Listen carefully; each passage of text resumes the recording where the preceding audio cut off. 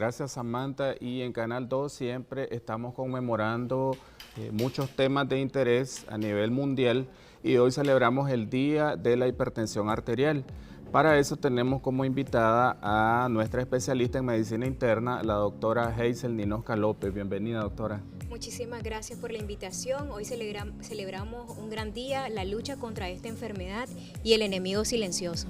Así es, algo bien importante que la población debe conocer es de que en la mayoría de los casos es asintomático, doctora, y esto es lo peligroso porque en algunas ocasiones puede estarse presentando alguna complicación aguda o crónica que va a afectar muchos de los órganos más importantes de nuestro organismo y causar un final muy trágico. Otra cosa bien importante, doctora, es que a nivel mundial se habla de que existen aproximadamente un 30% de la población que padece de hipertensión arterial y el sexo más común es el sexo masculino. Para iniciar, quisiera saber cómo se hace el diagnóstico de hipertensión arterial. Sí, bueno, de hecho, 1 de cada 4 hombres es diagnosticado con hipertensión, igual 1 de cada 5 mujeres es diagnosticado de hipertensión. El diagnóstico se hace con visita a la consulta, ahí se encuentra lo que es alteraciones de la presión arterial. No en una sola visita a la consulta se hace el diagnóstico, estas pueden ser de 1 a 2 con intervalos de 1 a 4 semanas, presiones mayores de 140 a 80 o iguales. O también en una sola visita, si estas presiones superan los 180, 110 milímetros de mercurio y hay evidencia de una enfermedad cardiovascular ya. ¿Cuál es la clasificación actual, doctora, según la OMS de la hipertensión arterial? Bueno, la clasificación se clasifica en lo que es esencial o lo que son las idiopáticas, que estos van a representar lo que son el 95%. Y aquí incluyen los que son el estilo de vida, la edad y la genética. El 5 al 10% son las secundarias y estas son consecuencias o el resultado de una enfermedad preexistente, como son enfermedades hormonales, hipertiroidismo, paratiroidismo, de las glándulas suprarrenales, hiperaldosteronismo primario, el síndrome de Cushing y sobre todo las enfermedades renovasculares. Algo bastante llamativo, doctora, es que la hipertensión arterial muchas veces está asociada con la diabetes mellitus y las dislipidemias, es decir, colesterol y triglicéridos altos en sangre. Y juntos todo esto nos hace algo que se llama síndrome metabólico, que es bastante común diagnosticarlo. ¿En qué consiste este síndrome? Exactamente. La hipertensión arterial es un riesgo cardiovascular. Entonces, dentro de los riesgos cardiovasculares se agrupan el síndrome metabólico, en donde están la alteración de la grasa, donde está la alteración de la glucosa, donde está la obesidad. Entonces, todo esto llevan a un riesgo mayor de eventos cardiovasculares como un paro cardíaco, un edema agudo de pulmón.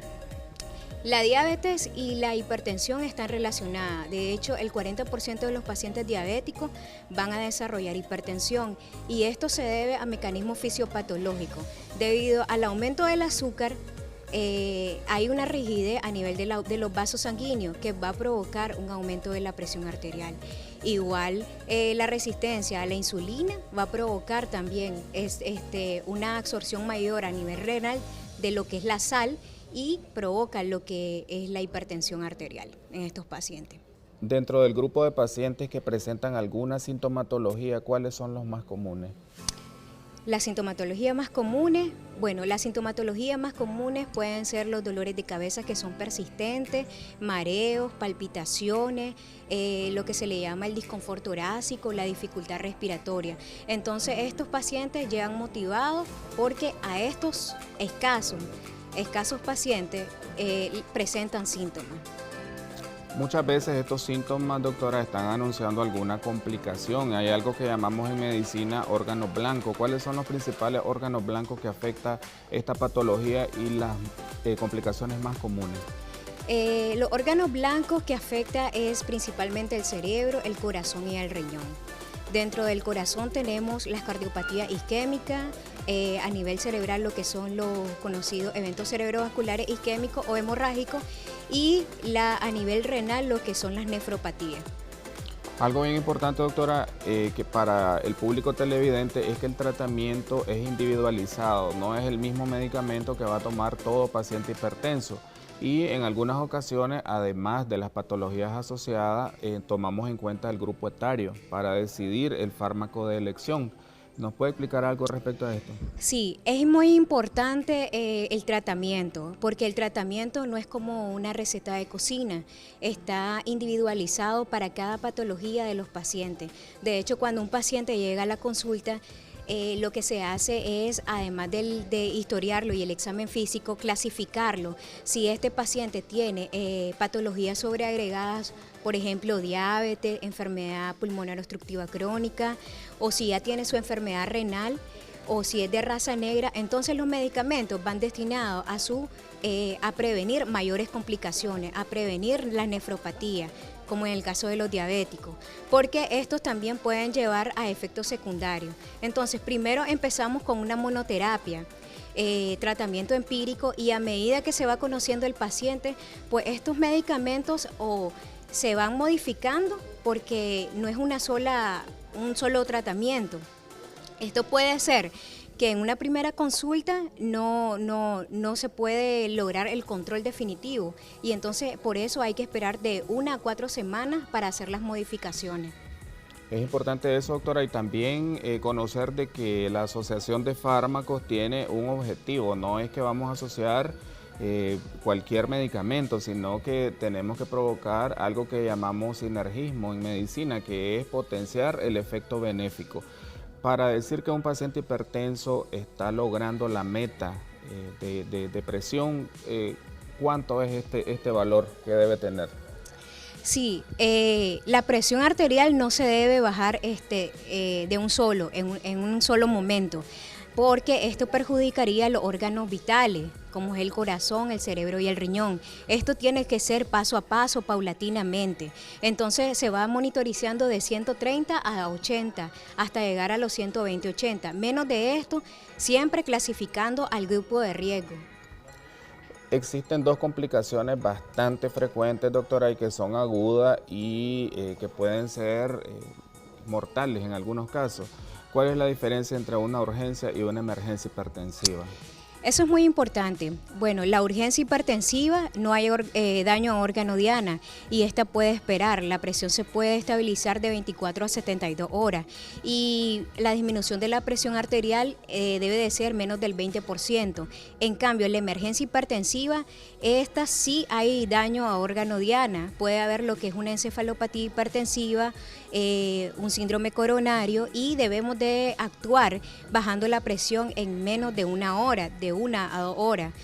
Y se utiliza, este paciente sí queda hospitalizado, a diferencia de la urgencia hipertensiva. Sabemos que, como todo, en toda patología, la alimentación en un paciente hipertenso es fundamental. ¿Qué tipo de alimentos les recomienda ingerir a los pacientes hipertensos y los que deben evitar? Sí, el estilo de vida es fundamental para la lucha de esta enfermedad y para el control. Los alimentos, todo lo que es bajo en sal, ¿verdad? Los alimentos procesados, tener una actividad física por lo menos de 30 minutos, no fumar, consumir menos lo que es licor y mantenerse bastante saludable, pues. Respecto al tipo de ejercicios recomendados para el paciente hipertenso, ¿cuáles están? Primero que todo, lo que siempre le digo a mis pacientes, debe de comenzar a caminar.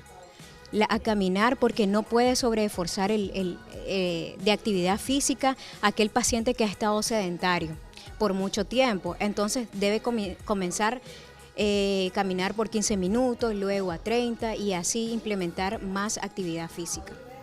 Existen algo que llamamos, doctora, reacciones adversas de los medicamentos que no están presentes en todos los pacientes, afortunadamente. ¿Cuáles son las principales con algunos fármacos? Sí, algunas reacciones pueden ser muy severas, de las más severas a las más sencillas pueden ser el edema laringio, ¿verdad?, que se da en algunos fármacos. Lo otro puede ser la tos, las náuseas, el mareo, los dolores de cabeza. Gracias, doctora, por sus excelentes recomendaciones, y amigos televidentes, nuestro objetivo como médico es primeramente prevenir todo tipo de enfermedades. Hoy nos estamos centrando en una patología que predispone a complicaciones cardiovasculares, y lo segundo es un buen diagnóstico y un excelente control y tener una cifra tensional en parámetros aceptables, como nos explicaba nuestra médico internista. Muchas gracias, doctora, por habernos acompañado, y queríamos saber sus números de teléfono y dónde atiende. Sí, atiendo en Clínica Vitale y Clínica Génesis. Mi número de teléfono 8162-6195. Gracias, amigos televidentes, y continuamos con más de su revista Primera Hora.